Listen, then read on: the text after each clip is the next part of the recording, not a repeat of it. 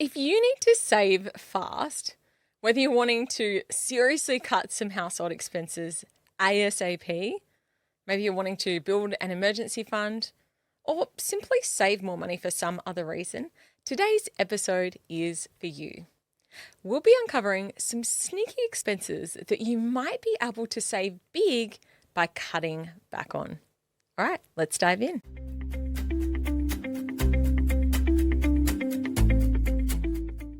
Just a quick note before we dive in. Everything I share on this podcast is general in nature and does not take your personal circumstances into account. I'm not a licensed financial advisor, and nothing you hear on this podcast should be taken as personalized financial, business, taxation, or investment advice. Before you make any financial decisions, please seek guidance from your accountant or a qualified licensed financial advisor who understands your specific situation. If you want to find $500 fast, if you're in proper saving mode, come and check out the $500 in 2 hours freebie that I've got. If you click on the link in the show notes for today's episode, take the challenge, you might be able to find $500 sitting right underneath your nose. Okay, so if you are wanting to save some money fast, the first thing I want you to do is to have someone else sit with you and review your household expenses. You could work with a coach. I actually do one-to-one financial coaching. It could even be me. Sit down with a coach or even a friend in a similar life stage and swap budgets. Get some external feedback on what is going on with your money, how much you're spending in various categories. Because from my experience, a lot of people say, I live such a lean lifestyle, there's nothing else left to cut, which really means this is the way that I've always done things. I've been looking at these expenses for years and I'm blind to it now. It feels like there's simply nothing else that I can cut back or other areas in which I can increase my income. It's only when someone else says, wait, you pay how much for that you have that aha moment and magic happens. If someone else was to look at your bank account, what do you think would surprise them? And maybe you need to get someone to do that. So let's dive into some examples of some categories that you can cull if you're wanting to cut back. First one is groceries. People treat groceries like they are a fixed cost. I hear this a lot. People are like, it is what it is. I've got teenage boys or whatever it might be. They eat a lot. These costs, although they might feel like it, they're not fixed. Now, this is not a comprehensive list, but let me give you some ways that you can cut back without eating baked beans for dinner every night. Firstly, shop once a week. So my hubby and I sit down and we do a meal plan for the week. We sit down and we say, okay, what nights are you out? What nights am I out? What other things have we got on? And then we plan out the food for the week. And what this means is that we're not doing those little dashes to the shop to do the top-ups. I know when I was single, I used to go through the grocery shop like every day or every second day. And the thing is that happens every time you set foot in that supermarket, you will end up buying extra things you don't need. They literally build supermarkets to get you to impulse buy things. They have discounts. They have things when you come through the checkouts. They're trying to get you to put add-ons into your cart. So the less times that you are in that shop, the better. So that's my first tip. Do a once a week shop. Something else you can try is try shopping at a cheaper supermarket. Just go and try it. I know that we still got our favorite shops that we like to go to. And sometimes we'll see a new grocer or a new shop and we're like, do you know what? Let's give it a try. Sometimes you have a win. Sometimes you don't. But it's worth trying it and seeing if it's a fit for you. The next thing that we have found that has really saved us money as a household that you can try is to bulk cook. So what I mean by bulk cooking, we used to cook, my husband, I don't cook. My husband used to cook every single night. It was a fresh meal, washing, dishes, all of the things. And what we've done is cut back the cooking to just a couple of times a week, and we stretch the meals out. Now, I know that might not sound that appealing for everyone, but trust me, this is a great way to save money and a great way to save a ton of time and dishes as well. So what we do usually is we'll cook something. When I say we, I mean him. He will cook something, and then we usually spread it out by putting extra things in. So an example of this, he might make a big batch of spaghetti bolognese, and then I'll have some salad with it, and with the kids, we'll give them some garlic bread. Garlic bread is such a low cost item, and so it's something that we can bulk the meals out with to make it last longer. This has saved us as a household a lot of money, and I'm sure if you're able to do the same, you would be able to make some savings too. Then the next tip is to audit your food waste. So most households throw away a lot of food. So actually be conscious and mindful. What are the key things that we're throwing out regularly? And how can we reduce our household waste? So something a little bit counterintuitive that we do in this space is that we actually shop at a lovely greengrocer. Now, when we first started shopping there, I was like, what is this all about? But what's actually happened, it's slightly more expensive. It's not even that much more expensive than the mainstream supermarkets.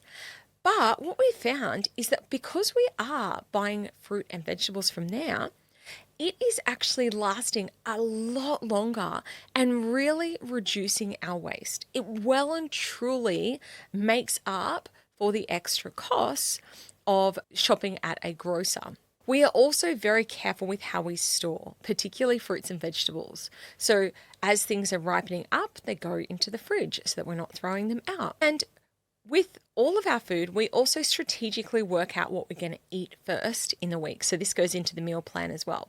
So for example, if we buy something like fish that goes off pretty quickly, we will eat that straight away and keep some of the vacuum sealed meats and things to eat later in the week to minimize the wastage. When you start to be conscious about your grocery bill, you could save hundreds a month. And I've got lots of other tips too about saving money on your groceries, which I share inside the Intentional Money membership. This is just a bit of a high-level overview. All right, the next one here is mortgage or rent renegotiation. This one is really underused.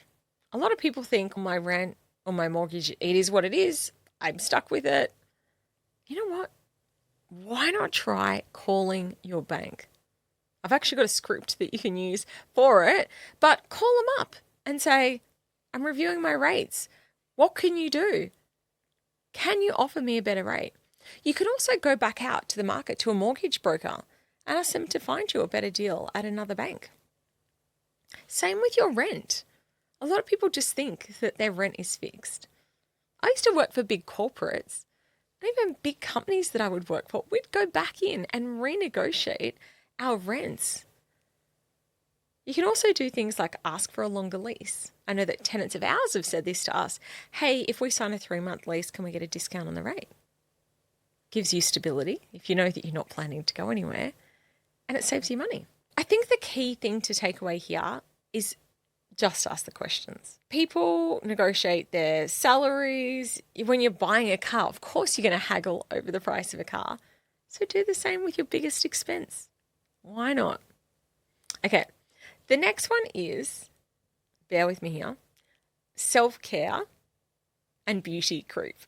Okay, so to be clear, I am definitely not anti-self-care.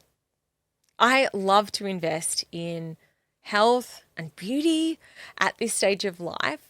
But what I am saying is that you just don't need to do these things on autopilot. So some questions to ask, like for example, if you're someone who gets your hair done every 6 weeks, could you stretch it out to every 7 weeks or 8 weeks? Is it possible for you to think about colouring your hair yourself? Can you rotate beauty treatments? Do you need to be doing the same things on the regular?